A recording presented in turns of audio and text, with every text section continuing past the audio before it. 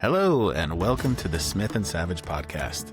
Here, I sit down with fellow makers, artists, and adventurers, people passionate about living their best life. Good people, good conversation. I'm your host, Levi Pollard. Let's get into it. This episode is sponsored by Going to the Sun Gallery. Nestled in the heart of downtown Whitefish, Montana, Going to the Sun Gallery is a place where the spirit of the American West comes alive. They showcase original artwork from local and national artists and offer a wide selection of Montana sapphires, gold jewelry, and Native American-made turquoise jewelry. Shipping is available to wherever you're listening. Visit them online at goingtothesungallery.com, where you can even find a bronze sculpture from yours truly.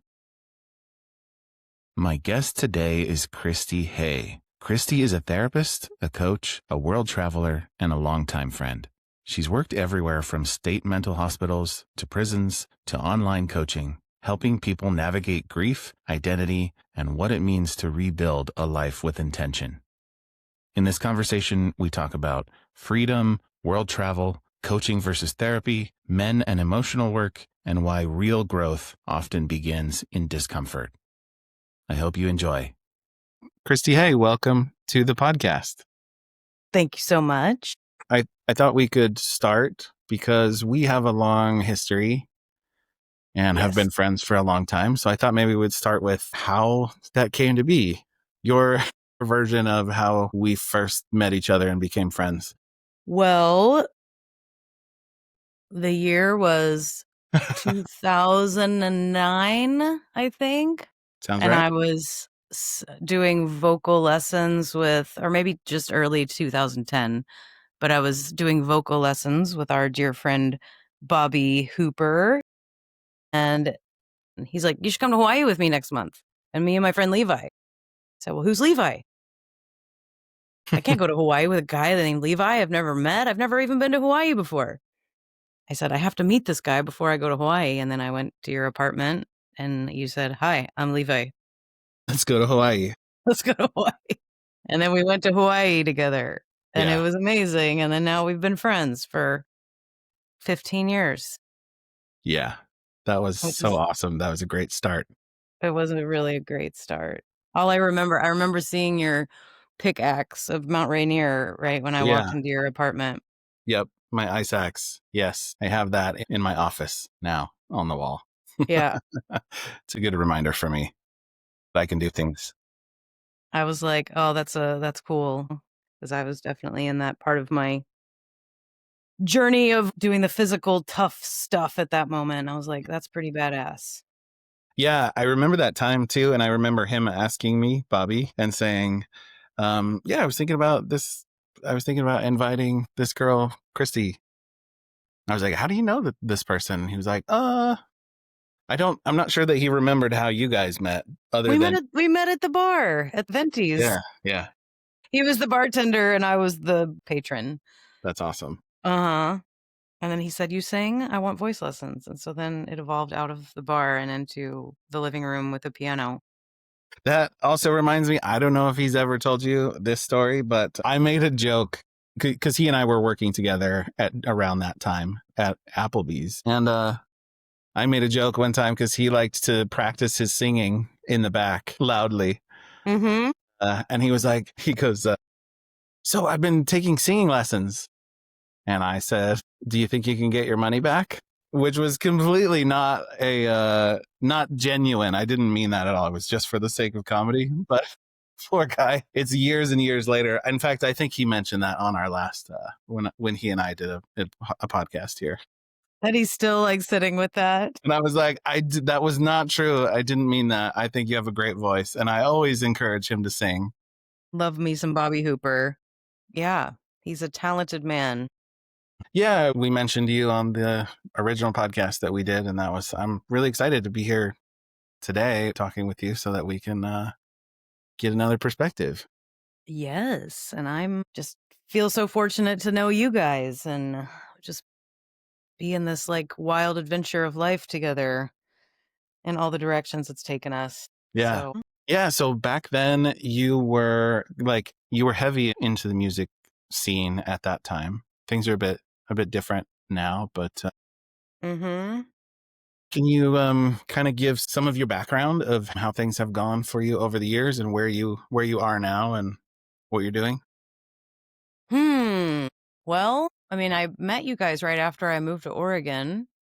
And because I moved to Oregon in the end of 2008, music has just always been a huge part of my life. I started playing music 13 years old approximately. I had a stepmother that moved into our house and brought a piano, and I started just to kind of teach myself how to play. And it was in a time of grief and just needing to process a lot of feelings and not having a other appropriate way of doing that necessarily. In the Midwest, we don't really talk about our feelings that much. Music became my way of expression, and that kind of moved me. I mean, really saved me, I think, through so much of life, and eventually, yeah, tried to go to school for music, but also the discipline and making music into that left-brained way didn't really totally work for me. So then I found out about music therapy and started doing that through my 20s. How did you find out about that, about music therapy? You know what's wild is I actually wrote a paper about it when I was in high school, and I had forgotten that until after I had started studying music therapy. But yeah, and I found that paper like later on. I think I still have it somewhere. But I had gone to school. It was Southwest Missouri State at the time, but Missouri State now in Springfield, Missouri. And I went there for music performance, but then became a music education major. And I was still like, I don't want to be a teacher. And then I thought maybe I should do accounting because that's what my dad does. And so that was it for a semester. But then I was like, nope. And then theology, religious studies, I was really interested in. So I did that. And then philosophy. And then I stumbled into a social work class and I realized, oh, I want to help people. That's really what I want to do. And then I realized that there was the ability to combine music with helping people. And so that's when I moved to St. Louis to study that. And I was there for about 8 years, finishing school and then working in schools, doing music therapy with kids primarily, and then moved to Oregon in 2008, where I worked at Oregon State Hospital working with adults with mental illness and what most people know as One Flew Over the Cuckoo's Nest Hospital. That's where I worked for 8 years. Yeah. Yep. And was that still when you were there at the state hospital? Was that still music oriented? Yes. Yep. I was, yep, solely music therapy. Okay. There's quite a team actually of music therapists, art therapists, rehabilitation therapists that do a lot of movement and occupational therapists. So lots of different ways to support people. It was awesome. It was an awesome job actually. So loved the community, loved the opportunities that I got there. I got to play a lot of music and do a lot of music with people that were recovering. Lots of great groups. I've been very lucky in my occupational endeavors as far as what I've learned from them. I think that's so cool going back to the your college experience of being able to check out those different classes, and that's actually a great benefit to try on these different things in a short time period. And Mhm. as you're exploring that, and it's so cool that you were able to find something that you really enjoyed that resonated with you. And also, from what you just said earlier, you had a similar experience with of music being the thing that got you through that Oh, difficult yeah. time. And then to be Yeah, able to share that with other people. totally. Yeah. I mean, I think that music just has this profound capacity to heal, even beyond, what I even learned in school or studied or worked with. Like, I feel like I'm kind of full circle coming back into it again now after I've kind of gone the whole talk therapy route and just the more analytical space. I Mm. think that I feel like our life is that movement between the left brain, right brain shifts, but then integration of the both. And Right. Similar to your Smith and Savage, Yeah, that definitely. wild right brain, the creative, the unhinged, but then the more steady, logical, problem solving part of ourselves. Yeah. Yeah, exactly. That's yeah, and finding that balance between those two sides. And sometimes you'll drift a little this way, a little that way. But yeah, trying to Mhm. navigate that and Yeah. use it all to our own benefit, using both sides as strengths. Yeah, exactly.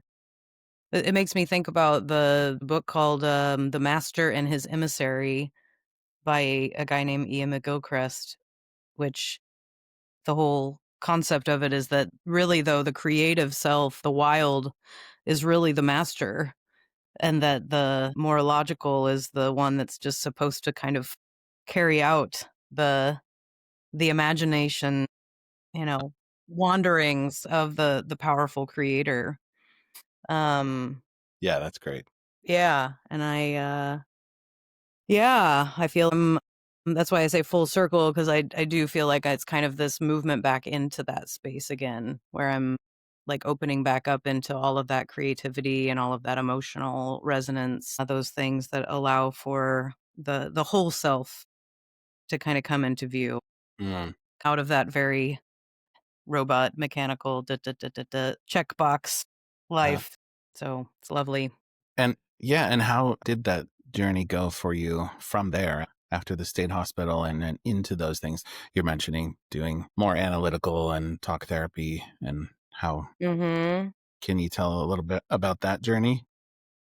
Well, it was in I think I've always been in search of like freedom, I guess Huh? is the the best way to put it, Huh? because I can relate.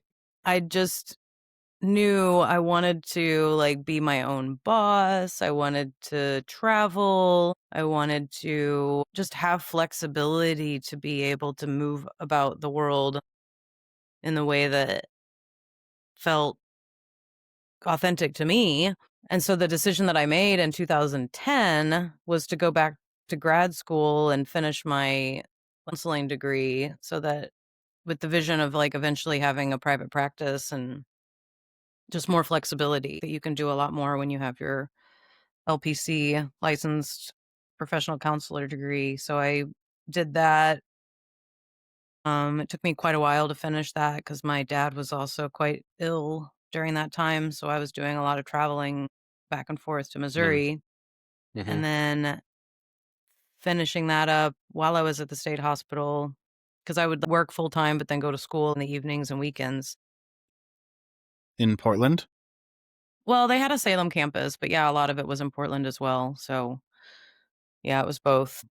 It was 10 years ago, actually, 2015, that I was just totally finished with it all. I graduated, I was done, ready to start the internship hours to get fully licensed, but I was done with all of the like paper writing and everything. And so I was ready to quit my job if I had to, but I just Hmm. knew I needed to go travel because my dad had passed by that time. And I knew I just needed like space to have that freedom before I went into the long haul of all of the licensure hours. And so luckily the superintendent of the hospital gave me 10 weeks off, and I traveled across the United States, and then I traveled to Europe, met my husband, was not in the plan to do that, but that's what happened there at the end. And here we are 10 years later.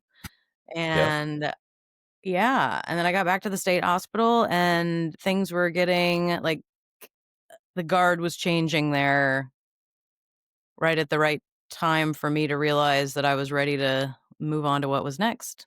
So, because again, search of that freedom. And if anybody's worked for a state system, Hmm. they're not really into freedom that much. So, no, I mean, it was great while it was there. I loved it. But yeah, I'm a bit of an idealist. And yeah, I got out before it ruined that.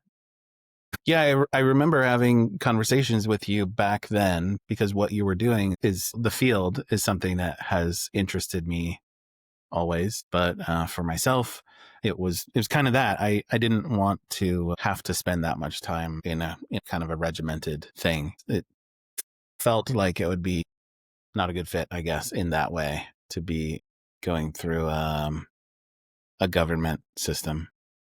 Mm. You mean like working in like a state system? Uh-huh. Mhm. Yeah. Because as far as counseling school went, I feel really grateful for the work that a lot of it was paper writing, it was a lot of self-reflection and a lot Hmm. of insight-oriented stuff. Yeah, the school part, I mean, the learning all Mhm. of those skills, that must have been just so valuable for you. Mhm. I mean, it would Yeah. be for anyone who's wanting to get those lessons, and then you're learning how to be able to help other people, but of course, how to help yourself at the same time Mhm. with those kinds of skills. Yes, completely. And learning to ideally, I think, be a lifelong depth seeker. Mm. I remember, one of my favorite professors said, because we have all these books, that they want you to buy and order, and we're like, "Wait, you haven't assigned us any reading in these books." And he's like, "Well, you might not read them now, but you're gonna need them on your shelf because 'cause you're gonna read them later, and you're gonna wanna read them later."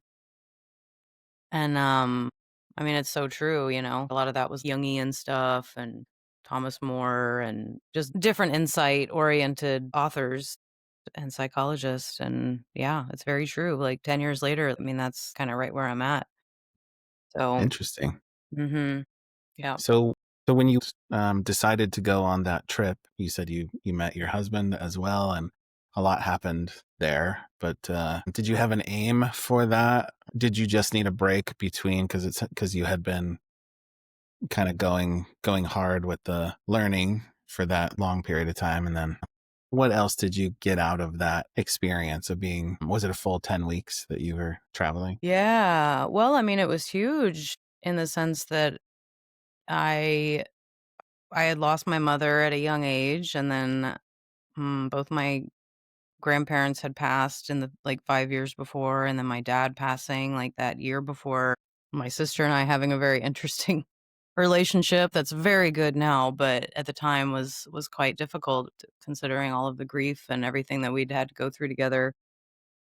And really, it was, okay, all I ever wanted was freedom, and now it's like I'm totally free to the sense that not even somebody's checking on me, which is Mm. also that kind of existential, "You're completely alone, and what now?" I've been reading a lot about, well, I've been writing a paper actually on the existential concept of isolation versus connection, and that essentially we all need to be in that space of looking at our existential aloneness at some point. That this is the way that we get to fully be able to learn how to connect. Like when we can be a full individual autonomous self, um that can essentially heal alone, be okay alone, but also need and love and support others as well and be supported by. But that wholeness is so important for our own growth. Yeah. That was that trip, essentially. Lots of tears, lots of pain, lots of super big joys. It was all of it. And then again, meeting my husband at the end. That was kind of wild. I mean, I'm talking about at the end, the last 2 days, 3 days. And I never thought I would see him again after I left Europe, but then we just kept in touch, which was a great way to start a relationship because it took out that physical sexual thing that can be so blinding, I think, for the way we connect with others at the beginning. Right. Mhm. Yeah, interestingly, very similar experience for me and Alex that Mm. we were on a trip in Hawaii and our paths crossed for just 2 days, I think, 2 or maybe 3 Mhm. at the end. It was at the end of her trip and the beginning of mine. And, but it was for both of us after a healing time period where for me, that was the first time that I felt like I was entering a relationship as a complete person.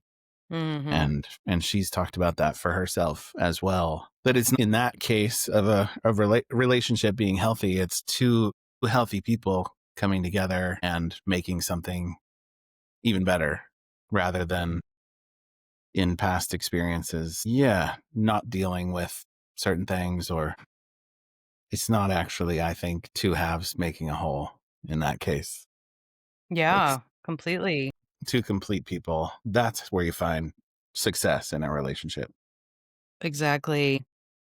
Yeah, the book I'm reading right now, it's from 1956 of all things, and it's like, man, they were putting this out there in the 50s and I'm only just now coming into this book, but it's The Art of Loving by Eric Fromm, Yeah, which is a psychoanalyst, and yeah, I have it right in front of me if I can read this real quick. absolutely. It says, mature love is union under the condition of preserving one's integrity, one's individuality. Love is an active power in man, a power which breaks through walls which separate man from his fellow man, which unites him with others. Love makes him overcome the sense of isolation and separateness.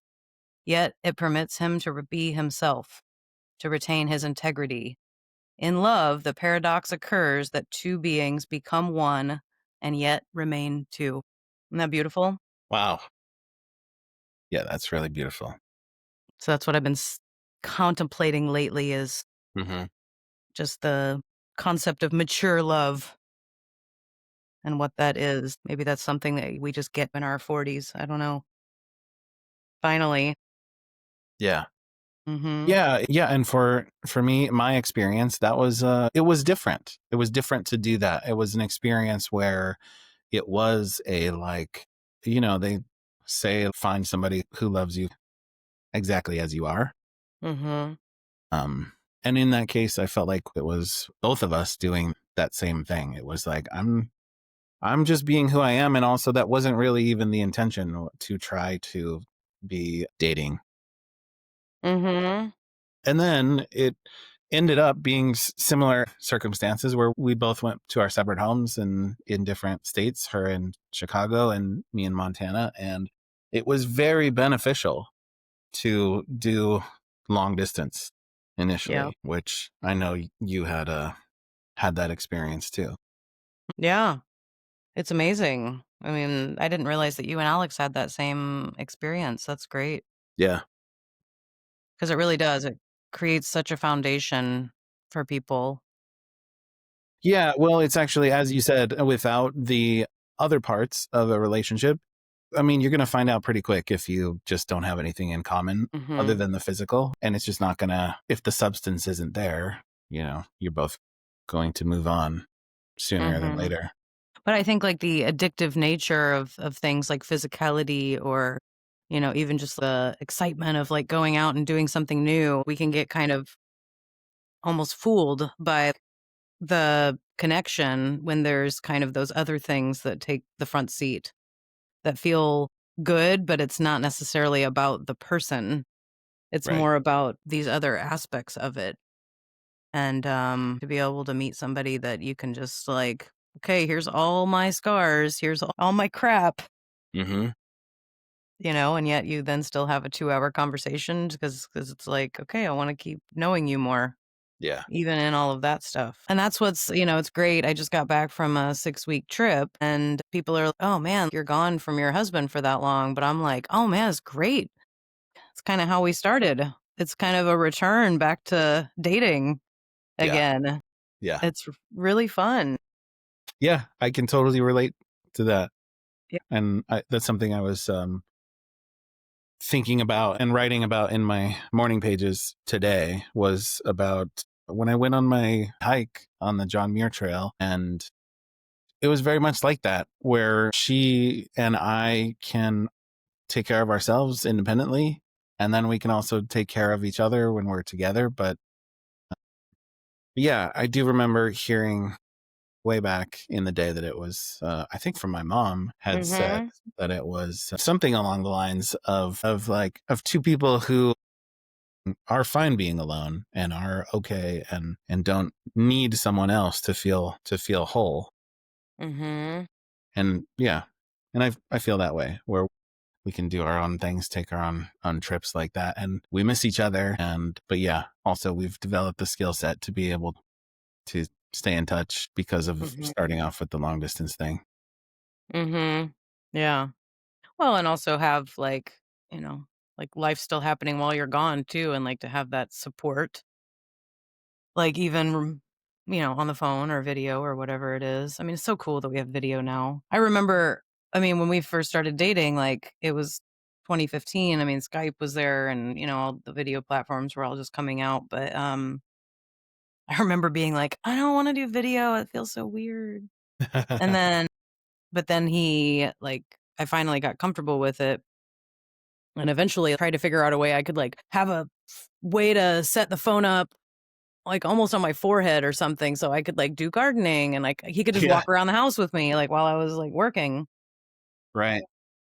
But then it was really interesting being a therapist when COVID started, like, the transition to the video telehealth stuff was super easy Mm, for me interesting. Yeah. because, like, a lot of people had that, like, "Oh, I have to work online now and video, but oh, is it gonna be the same?" And I don't know, I'm a big fan of I think that we can still have, like, immense connection even when we're online or phone Yeah, or just definitely. audio, whatever, like, this is just you and I doing audio right now, and there is a level of depth that you can get to when you're not, just in that physical space even.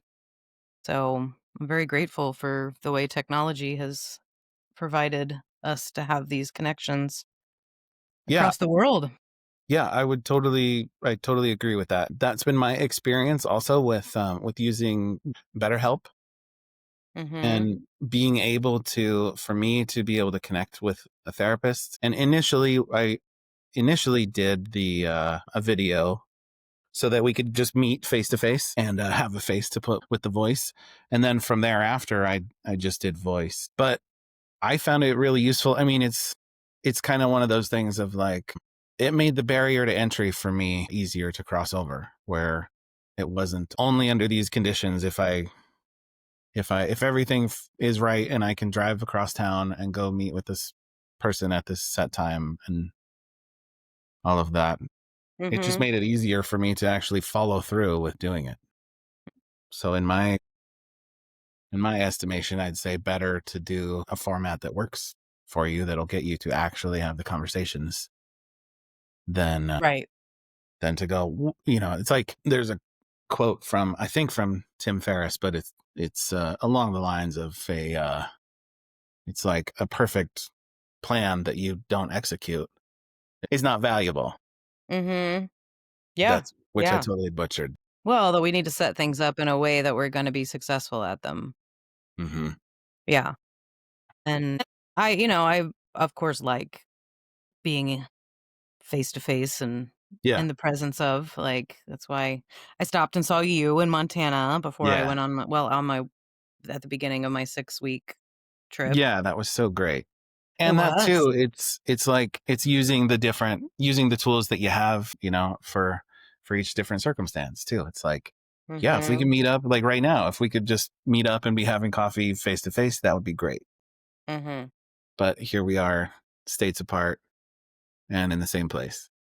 Yep. And it doesn't really matter. The connection is still the same. So, I love that.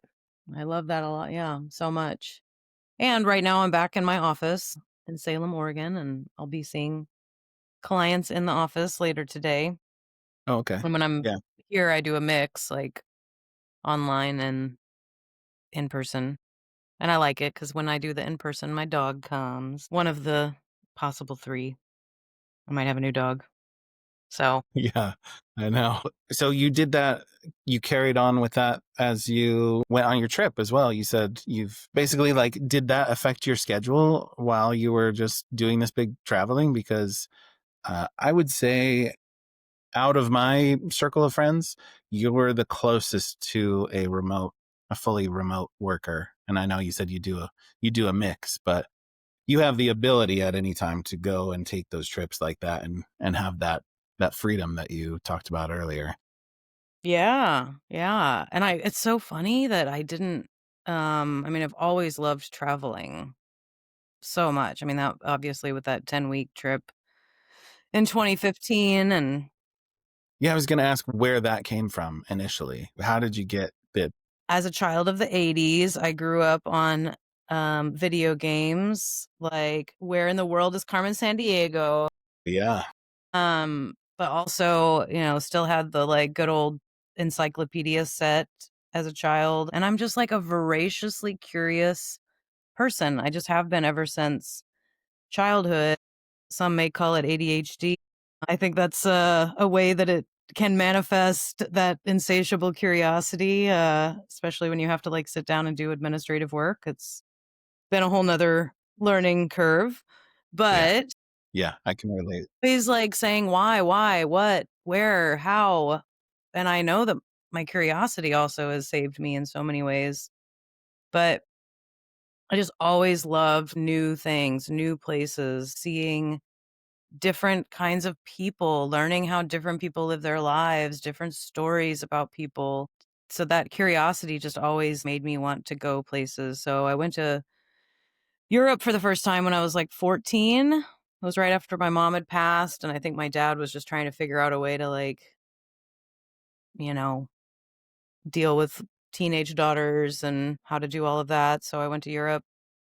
Yeah, 2 times as a teenager and then again in college and just always loved it, but then in my 20s, it's like, how do you afford to do it? And there was a definitely still a fear mindset that I think that is part of just growing up in the Midwest, a lot of it, but also just being a person that, like, some kinda crazy stuff happened when I was young, like, still was, like, scared of the world and doing it, uh, but also so was my father, so that was kind of by the time I was, 35 then, I had money to go travel.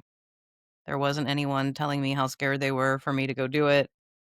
So I almost feel like a little late in life, kind of doing the whole backpacker wanderer thing, but it was also exactly what I needed because it kind of I was set up then finally with a way to do it money wise and having that security as well at the same time. And then again doing this counseling, not even really conceptualizing that it would be telehealth, but then COVID kind of changed all of that. And so once I started realizing, oh, I could work remotely, it was 2022 when I started to really dive into big trips, like practicing working remotely, doing counseling, and then traveling at the same time. It looks different as far as my schedule wherever I am in the time zone that it is. Right. Yeah. So, yeah, so sometimes I usually work 3 to 4 days a week, anywhere from I mean, I try not to work more than 6 hours a day. I'm kind of starting to move down to just 4 or 5 clients a day, but I've gone way too many, honestly, when I'm trying to have more days to play and, stack a whole bunch of clients together, but then that makes me, I feel, less effective. So I'm always playing around with what that schedule looks like. So you block those out where it's more consecutive days of work like that and then consecutive days off and exploring when you're traveling, or is it a different mix? Yeah. Yeah, usually I mean, my normal schedule is like Monday through Wednesday or Monday through Thursday. And I just when I was in Missouri, for instance, I would work from like 1 p.m.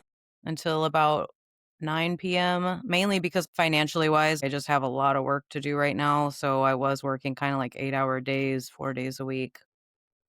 Um, kind of again, ADHD or just saying yes too easily. I'm in a lot of projects right now Uh-huh. that I'm working on whittling down again so I can have more space to create. But for instance, when I was in Europe and 9 hours ahead of the Pacific Coast, I worked on Saturday, Sunday, Monday, Tuesday, and I would see my clients for them in Oregon. It was from 8 a.m. to 1 p.m. In Europe, I worked from 5 p.m. to like 10 at night. Um, which was cool because then we could go out and walk and have lunch and we had our dogs with us, so we could, like, go, let them run, Yeah. just really explore the cities and have a full day, and then I would just work at night, and it was so lovely. I didn't wanna go Yeah, home from that that one. sounds great. Yeah. Yeah. I don't mind working at night, honestly. I kinda like it Mm. for some reason. I like being able to I do. create in the day, like, just on my own, have that freedom. Yeah, that was one of the things that when I was on the bartender schedule, that's what I enjoyed having my days to myself. And then it was Mhm. like the scheduled workday will come regardless. But I felt like I got more time to myself doing the things that I wanted to do, having the days free rather than Yeah. the other way around, using my creative energy on working and then being I feel I've tried both and I feel like it's really easy for me to just put those things off if it's at the end of the day and just go Mhm. I'm pretty tired from working today, so and then I end up not doing the things that I actually like really care about. Yeah. I know. Yeah, and it's, I mean, it's wild, right? These things that we wanna do for ourselves and we know that they're so good. But it's almost like that left brain logic stuff, like, gets in the way, and it's like, "You should do this first. You should do you have to get Yeah. this done." When really, that's what it was so nice when I had that evening work. I really was, like, able to be more present during the day and allow for, like, the things that were really filling versus the things that were just tasks and had to get things done and checked off. So, I'm trying to set that up again in my life right now, so getting there. I can already feel it. Let's take a second to talk about mental health. Mental health matters. And like any other health, it's not something that just happens by itself. You have to take an active role. For myself, BetterHelp has been really valuable. It's therapy that fits into real life. It's online and flexible, or you can use your phone. There's no waiting rooms, no commuting. You just show up and do the work. It can be really helpful to have someone in your corner who's not just a friend or a partner, but someone professionally trained to offer guidance when situations get a little murky. They're not a sponsor of this podcast yet, so I don't have a link to toss your way, but it's something that I've used myself and has helped quite a bit, so I wanted to mention that here. Now, back to the show. You said you're now trying to make a little more space. How are you doing that? Well, let's see. I'm wrapping up a coaching certification that I've been doing for 2 years, so I'm just at the tail end of that. I've actually just well, a week ago today, I had my last, like, mentor session with my coach that's been training me for the last 2 years. Okay. So now it's just taking an exam and getting that certification wrapped up. That was something that I started back in 2023 after I went and did a trip to Mexico, and it's like I love therapy. I love the depth work of therapy, but I also think that coaching was so beneficial for me in so many ways. I've had a coach for 15 years now.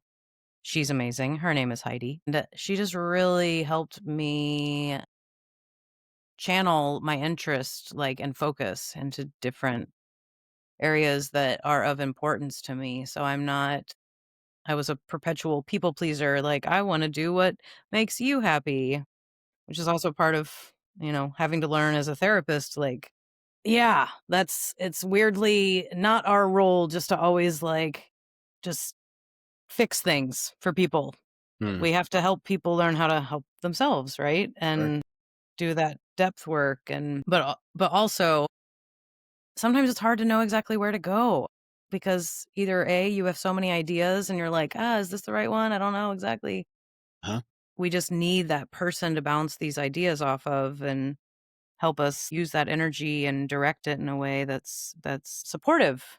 So I always think about like therapy is kind of doing all of the healing that gets us up to that baseline Hmm.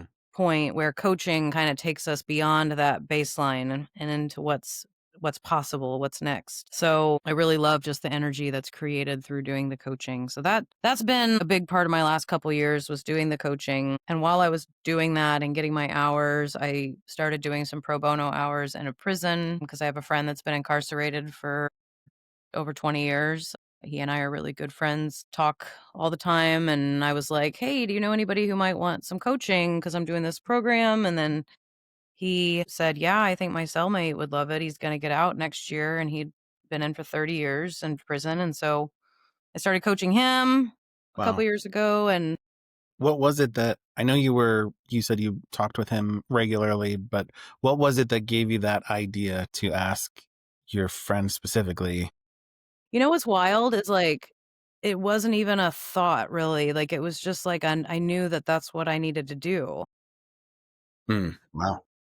There was no it was just I mean, that's a whole other story, but my friend going to prison was a huge turning point in my life. I mean, that's actually what ended up moving me into that social work class that took me into the music therapy, like, all of that, like, I think after you know somebody that's, like, this really amazing, really good person, and then this really crazy thing happens that something totally shifts and changes, that curiosity, I'm trying to figure out what is it? Like, what happened? Why Yeah. is it that people really good people do what we consider really bad things, you know? And really a lot of it comes down to that good and bad dichotomy and this good and evil and positive, negative, all of these that polarization that we live that's also just I feel like gotten more extreme in our world. But that just set me off on a seeking path, and I think it's eventually what took me also to the state hospital in Oregon because I really was so curious about mental health and the overlap between mental health and criminality and healing, and then just knowing again my friend and, you know, just knowing that there are a lot of great I mean, that's I don't wanna go into even into the word great or good or all of those, but there are people in prison. They're people just like us. They just don't have as many resources, and the lovely thing about coaching is that we see everybody as already whole and complete, and that they're on their own hero's journey, that they have their tools inside of them just by being who they are in the world, and I think that there's a lot of trauma, there's a lot of things that also need healing for all of us, not just people in prison, but if people are actually able to be seen as who they really are versus what they've done, I mean, there's just all kinds of possibilities out there for us as humans and humanity. Well said. Yeah, so I just think that knowing that there was this option to support people who maybe don't always have this kind of support became a thing that was just it just was, "Duh, of course I'm gonna do that." Well, that also it just for me on the outside, and of course I don't have any of your experience within that field, but that seems like that would be really intimidating, and that there's kind of like higher stakes. It seems like it would take some courage to be able to. Yeah, well, I think that's the difference, right? Like, that I have a good friend that's in prison. I've gone through all of the, like, monkey mind of, "Oh, am I saying the right thing, or should I even talk about my life out here because, you know, is that making him feel bad?" Or Mhm. I mean, just all of the we can get into all of the there's all kinds of thoughts that you can start having and overthinking it, but Sure. really, I mean, it just comes down to, like, what you and I are doing right now. I mean, we do the coaching calls on the phone. We don't have the option of video, honestly, and we actually get interrupted by a recording when we're on the calls about this call may be monitored and recorded, and but really, when you strip it all down, it's the same thing. You know, what are your hopes and dreams? Where are you going? What gets in the way? Just that. It's really just person to person. Yeah. Um, and I worked in a state institution for 8 years. That also took away a lot of preconceptions I may have had or Sure. yeah, so, I mean, that's being back in Missouri, I went and visited the prison 5 times during my time while I was there over the last couple months, and I don't know, it's just it's th there's an ease to it, which is probably very weird for anyone to maybe conceptualize, but mm, there's a lot of normalcy, but it's also a very abnormal and, I think, pretty kinda messed up system that we have here in the United States, but that's another story for another time. Because what I'll just kinda continue the story about what happened. I started coaching 3 guys. I eventually asked my coaching community if there was somebody that would actually support and coach my friend, and so this other woman, Christy, popped in, um, and then somebody else joined us named Sam, and then before you knew it, me and Christy and Sam were like, "Maybe we should do a nonprofit," and so It was almost a year ago that we registered as a 501(c)(3), and we've been just setting up a board and setting up all of our policies, and we brought other coaches on. And so at this point, we have 27 people that we've. Wow. I know, right? Isn't that crazy? In 1 year. Well, I mean, 2 if you count my beginnings, but 27 people and then, like, 10 coaches that we've brought on. So, pretty wild. So Yeah. that's another thing that I said yes to, Yeah. Definitely. Right. that just started taking up, all of those hours and, Yeah. Yeah, you that's a know. lot. So, but it's so cool, like, I do not have any question about the way this is moving and heading and what's been happening Yeah, with that's so it. great. Yeah, Yeah. and I could see that too, along with I mean, your spirit of wanting to help people would be sort of clear obstacles of like, well, if there's anybody that needs help, these people are Mhm.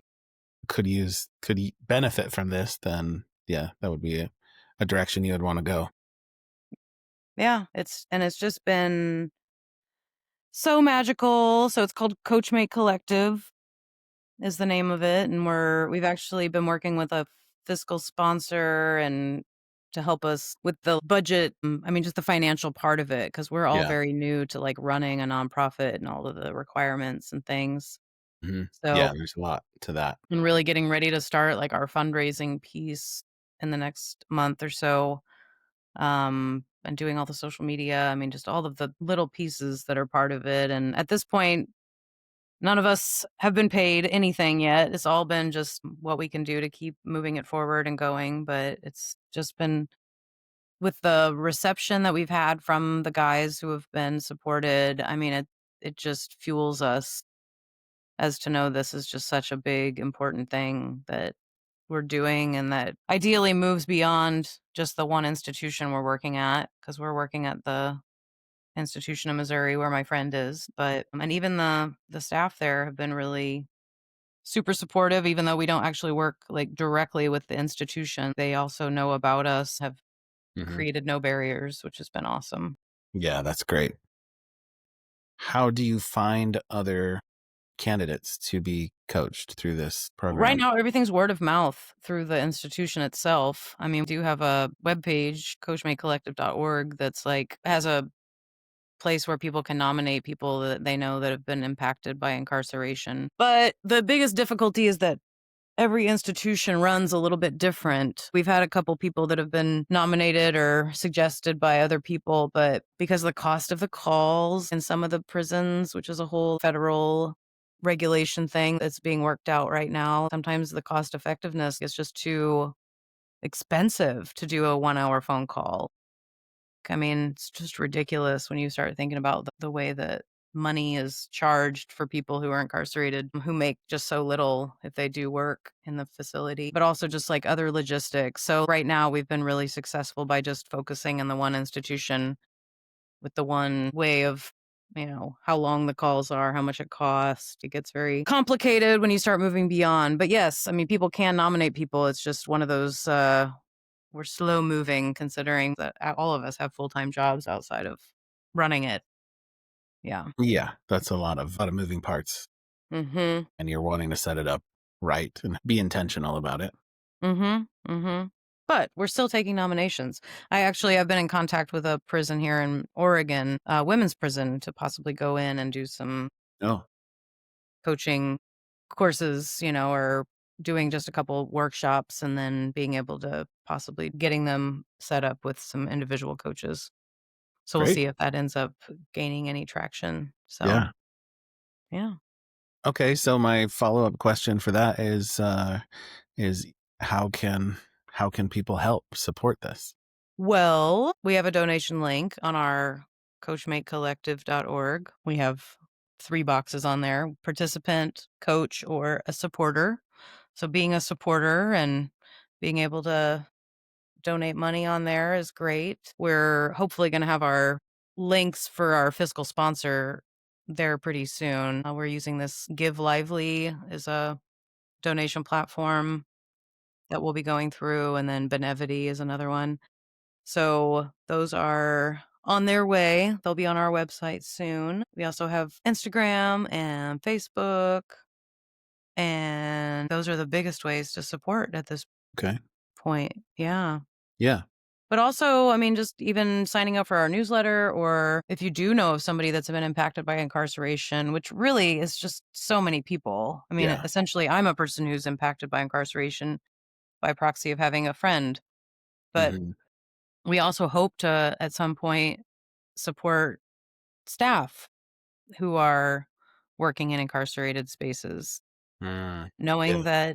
that this is also a piece of who we really are, that there's maybe a narrative or a way of being that people get into, but going into being a corrections officer that really isn't actually representative of who they are. And so really hoping to make an impact in that space of just that relational space, even within these institutions.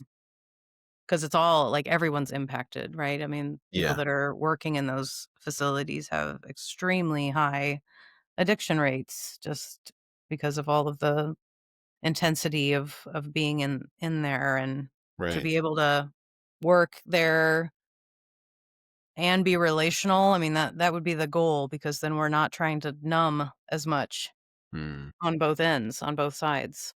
Yeah. That makes Mhm. total sense. And what kind of things would you say the inmates that you are coaching, like what are the benefits of what they're getting and experiencing? Well, the great thing about the coaching that we do, it's it's through the Academy of Coaching Excellence, which is where we're primarily using coaches only from that education background at this point. But they're getting tools, like actual tools to refer back to, that allow them to have that focus and have that place to look at in going forward, versus this like looking behind them and just being in this regret, or looking at all the things that are wrong. But instead, okay, I have my life's intentions. So who I'm willing to be here in this world going forward, or I have my standards of integrity, which is this list of who we really are, this list of virtues that can really assist in looking at who I really am when I'm going up to do something that's difficult or challenging, or can create a lot of that fear or monkey mind going on in our brain. And it's like, which one is more interesting? Oh, that I'm not as good as this other person that's doing this thing, or that I'm resilient, that I'm creative, that I'm adventurous, and I'm willing to do this because I'm trying to think of a life intention, but because I'm a visionary leader, that this is why, this is what's next for me, and I'm willing to do this hard thing to move myself in that direction. And so, and it's about taking these very small steps as well, not just like taking a big giant leap where uh we end up hitting those roadblocks really easy. We try to make it small, sweet steps. Mm. Yeah. Yeah. Yeah, that sounds very beneficial. Mhm. Well, and so supporting people in identifying some very small, specific goals that they can be moving forward on. So, and it's been so cool, like, just to give you a couple that have happened, a lot of it actually has to do relationally with people on the outside, that they've had maybe breaks in those relationships. And so somebody that I worked with wrote his goal was to write a letter to his brother that he was going to go be moving in with when he was getting out of prison, and had some just concerns about what had happened in the past and just some old stories and old things. And just kind of his action was to write a letter just letting his brother know how much he meant to him and how grateful he was that he was going to be moving in with him, and just how much he really appreciated the relationship and who he was. And just the response from that, knowing that his brother did just welcome him with open arms, and then also just it set up that movement into just such a beautiful space that when they moved in together, it just really calmed this gentleman's nervous system of Mm, all of what's gonna happen. It really just gave them this beautiful entry into him getting out after so many years. But a wow. lot of it has to do with stuff like that, making small little actions to support the movement of people's relationships. So, so important. Yeah, I can totally see how useful that would be. Yeah. And also, that is one of the things that I like about coaching in particular is that it has the action bias built in. That's part of it is taking action steps and Mhm. moving forward. Yep. Love that. But I would like to talk a bit about, you already touched on some of the differences between traditional, do you call it therapy or counseling? Yeah, either, but Okay. therapy or counseling. So traditional therapy and coaching. And with what you've been doing recently, that's a lot of male, that would be the majority male participants. So I'm curious what your take is from all of your experience. What benefits guys can get, and like, what would you say to encourage people to seek that out? Yeah, so either one, therapy or coaching or just therapy? Yeah, either one. I mean, I it depends on what each person, like what phase they're at. I would suppose, as you said, that therapy is more the healing basis, and Well, I mean, it's been really interesting, like, being trained in both and kinda seeing where that line is. And I think some people really benefit from having even both as a support if you can. yeah, I mean, because again, like, the therapy is gonna be working on doing the healing piece, and I think for some of us, like me included, being what life has happened, whether it be complex trauma stuff or significant just trauma or depression, anxiety, life circumstances. It's just there's things that I'm learning always more and more about, but especially somatically, things that just get stored in our bodies that need that support of release, which I'm also realizing that talk therapy can't even do all the time. That maybe we also need to go into, well, I think medications can be really helpful in a lot of ways, but also psilocybin therapies that have been coming out and the ketamine or just somatic release type things that are out there to allow for whatever the body has been holding on to heal, because sometimes our body literally will not let us move forward. mm, So I think that if we're running into big roadblocks, or if you're in this situation where you just can't get moving, or just really in these states of frustration, or especially obviously suicidal ideation type stuff, I mean, having that thought of like not even being here. Those are big, big things that I know that a lot of men are quite tight lipped about, right.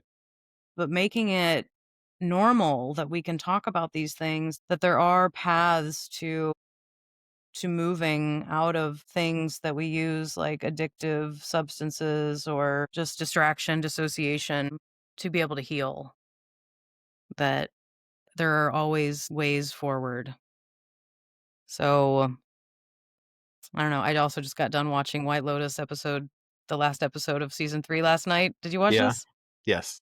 Ah, it's so good. I mean, but I felt like suicide was like a huge, and actually men in struggle Hmm. was a huge theme of the series.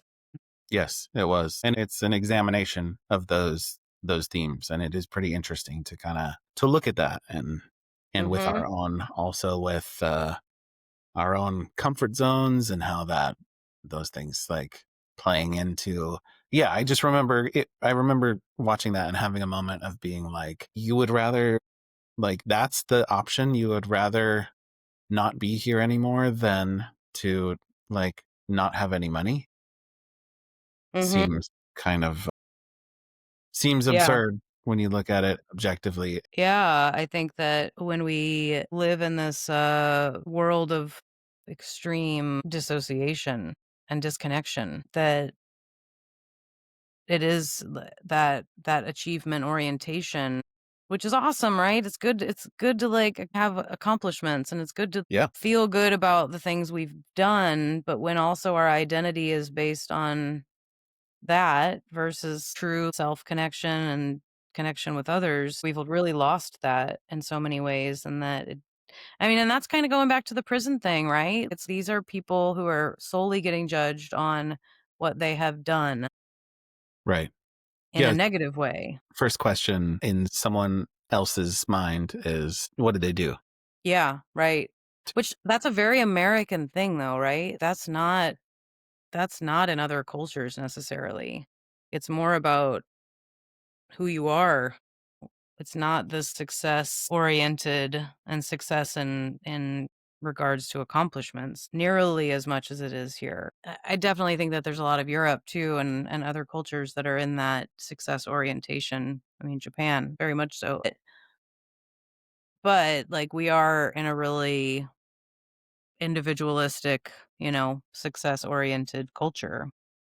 Well, and that's one of the huge benefits of travel. And I mean, and you have traveled extensively, but it's getting another perspective and being able to see this one way is not the only way to live life. And you can go experience other things and hopefully bring the best parts back with you. Mhm. I remember Exactly. having that experience for myself. My first time out of the country, aside from Canada and Mexico, was to Vietnam when I was 19. But just to see, it was just so eye-opening, such a wonderful experience for me to gain perspective like that at that young age. Yeah. And yeah, it's stuff that have carried with me ever since then. It's like you're not the same after that. Yeah, I completely agree. I think that's similar to my Cuba trip. So I went there in 2017, and boy, just wild learning about the history of that country and how many different people have tried to own it and our countries have tried to own it. But then the suffering of the people that are on the island and what they've had to go through, but also like the resilience of them, and just really looking into what's important, but also then seeing the influences of the modern culture as the internet had become such a newer thing there when I was Yeah, there.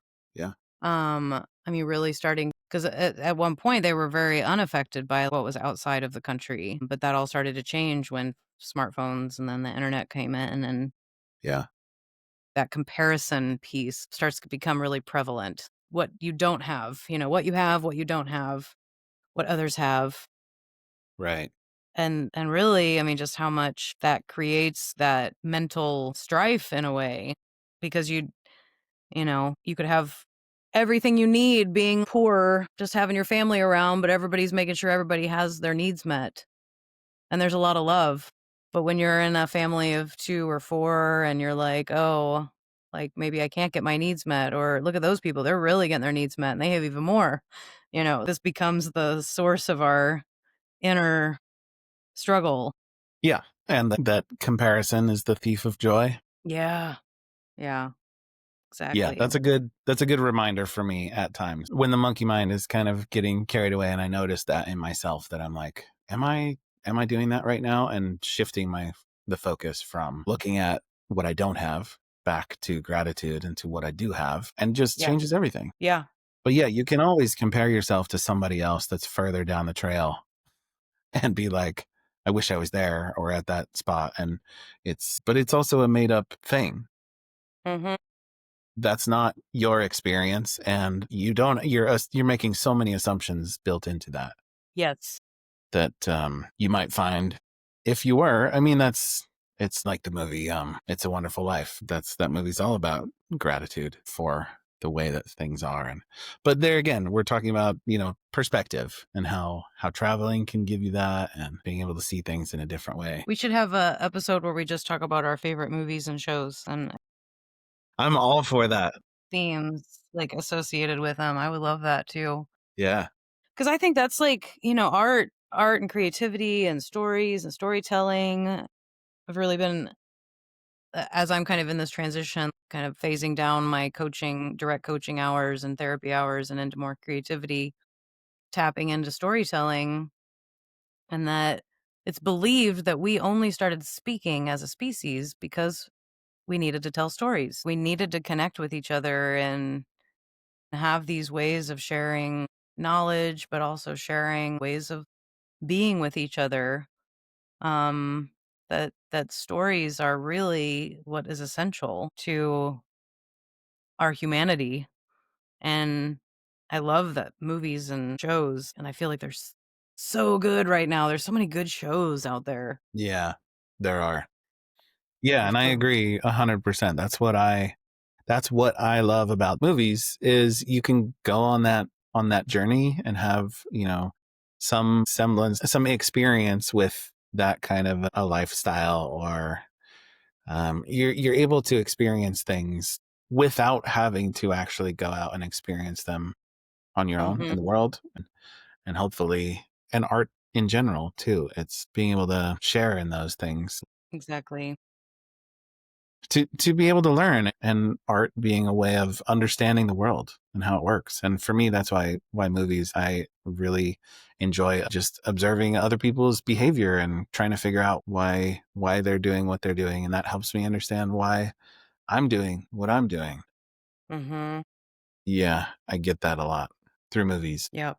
Me too. So, and I don't think I ever finished your question. I somehow got off track there with Yeah. therapy. But yeah, because I mentioned White Lotus. Yeah. Just as I was talking about, yeah, men and just the struggle that I really see that there needs to be more permission to do healing work, especially for men. And I think especially grief is such a huge part, that grief is actually a really beautiful thing to be able to fully grieve and let go of something. But there's that sense that, like, oh, I don't know why this still bothers me. Oh, I don't know why I'm still like, can't let this go. Yeah, But because you like, haven't dealt with it. yeah, 'Cause you haven't actually processed it. yeah, that it needs to move through you fully. It needs to actually be released through the body, and I just wish that we had more spaces that people felt safe enough in to do that work. Yeah, I And I think agree. they're out there. They're definitely out there. You just gotta do a lot of work to look for them. Yeah, you back in the day, you had actually in a conversation w- introduced me to the term grief work, and I felt like that was just hearing that term was eye opening for me to be like, there's work you can do to go through this process. It's not just I'm grieving, so I feel terrible, and that's the end of it. Mhm. But that there's work you can do. There are things, and yeah, Mhm. Yeah, and some of it I think is through can be through creating or through just gathering with other people who are maybe in that space or yeah. through body release type stuff. And and you mentioned earlier with music, doing that, and Mhm. creativity and art. I mean, I keep finding that over and over again as a theme, that art and being Mhm. creative is helping people process those things. Mhm. Well, and I think like music and songwriting and movies and storytelling, like those have been like very socially acceptable ways for men specifically to do a lot of their healing work through these channels. But and not to say that women, because women do those as well, like have the release of their feelings and experiences, but I think women also allow for more emotional processing between each other. Hmm. And then I think a lot of men will maybe do that with women when they have a safe partner, but I wonder how often it's happening, like, for men with other men. Right. Yeah, that's another question I had for you, is how do we, I mean, do you find that there's that there's a stigma around it for men seeking therapy? Of course. I mean, there's like the ratio of like women to men, at least in my practice, is like, I mean, at least 75% women, Wow. but probably more like 80 or 85% women to men. And I'm not saying that that's like total, but like, I mean, and granted, if I was a male therapist, maybe I'm sure I would have more male clients. Maybe not, But there's definitely a lot considering. more female therapists than there are male therapists. Yeah. But I don't know. I'd be curious about like the numbers on that though. Like how many men compared to women like go to therapy. Yeah, and what I really wanna know is how do we get past that stigma where it's just socially acceptable to be Mhm. getting the help that you need. It's like every other profession, like, yeah, you have some other ailment, nobody gives you a hard time for going to the doctor. So men should go to therapy and check it out. Why not? What do you got to lose What do you got to lose? except your baggage? What I think, I mean, my own personal experience is just that it's freedom is on the other end of it. Yeah. And really that you learn how to be okay sitting with all of the unknowns because no matter what, like that's the interesting thing about just all of these things that we try to know, like life is always going to be full of unknowns.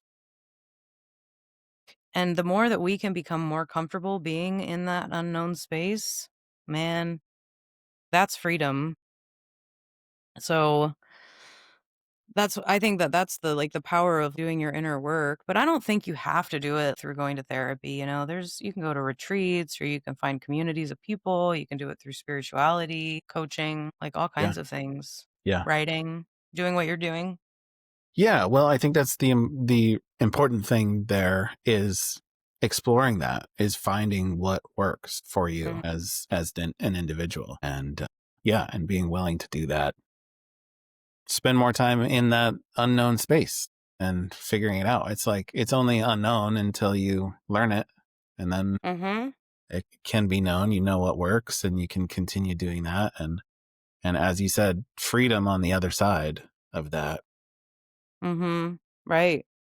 But like freedom in the in the discomfort too though, like Hmm. we do so much work to try to get out of like painful states, but it's okay to like feel this. Okay, this is uncomfortable. Right. I don't like it. And it passes through you and it doesn't just but the more we try to just escape it and like just not feel it, we don't actually let it move. It just gets covered up. Yeah, it's the trying to avoid that discomfort that actually it's the behaviors that we pick up in trying Oh, to yeah, avoid discomfort that actually are worse for us than the discomfort itself. exactly. Yeah. And yeah, I've Yeah. been experiencing some of that recently where I've just yeah, just observing that, just noticing when I'm feeling a certain kind of way, and to be able to say, oh, I've been spending a pretty good amount of time outside of my comfort zone. And that's why I'm just feeling uncomfortable right now, Mhm.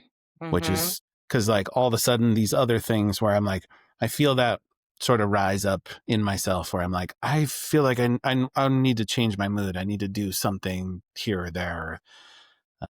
Yeah. Yeah, it just kind of comes up like that. And I'm like, why am I feeling this pull so strongly to want to be in a different mood than I currently am?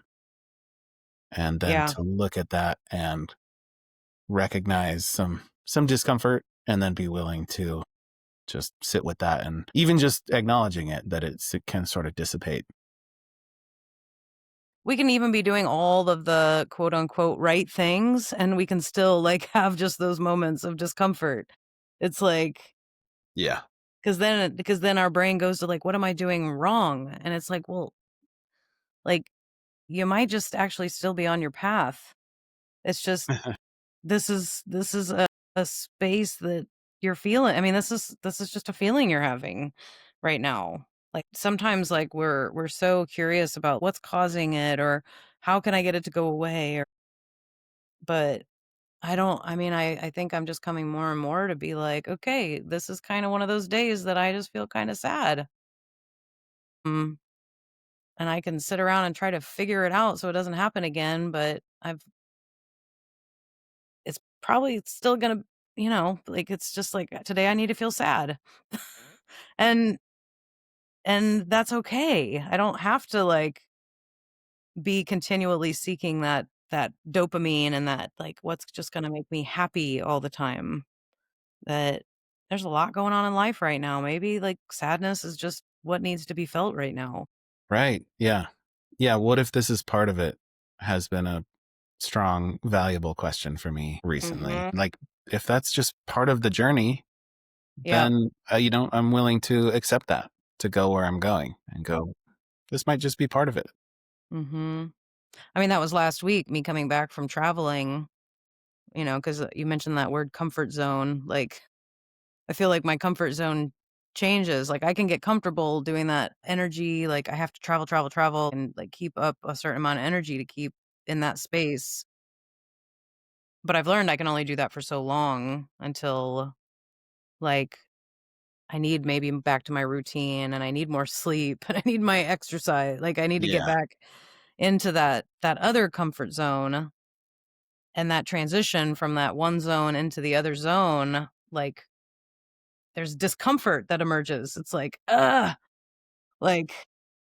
don't know, just a shift that it creates and that discomfort is just what it is. Like it's just going to come with that transition.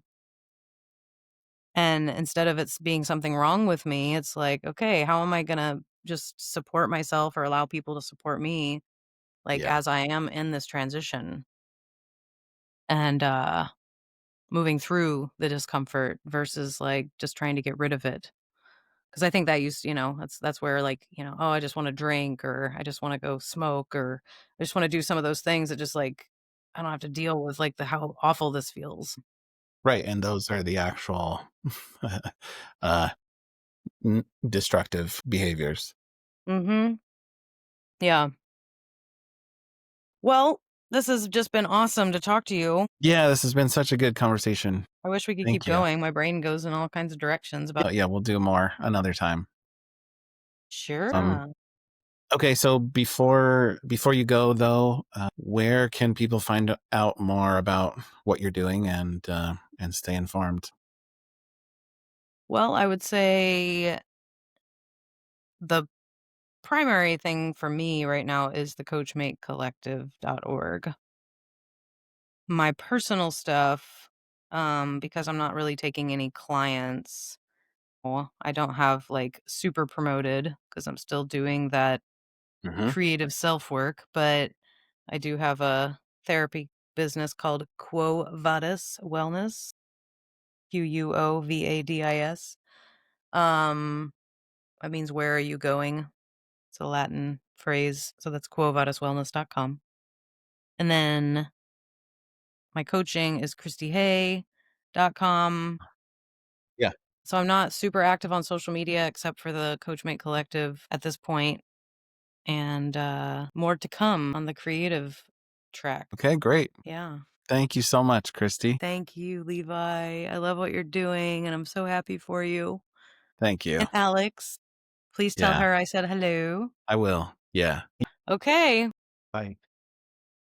Before we wrap up, I just wanted to say I began Smith & Savage as an idea to create a resource for men who are becoming more capable through honest conversation, craft, and creative work. It takes courage to build a balanced and meaningful life. It's about doing our work with our hands and our hearts. If any of this resonates with you, head over to smithandsavage.com and join the Hey Buddy newsletter to stay connected. Until next time, this is your host, Levi Pollard, reminding you to be civilized and stay wild. I'll see you out there.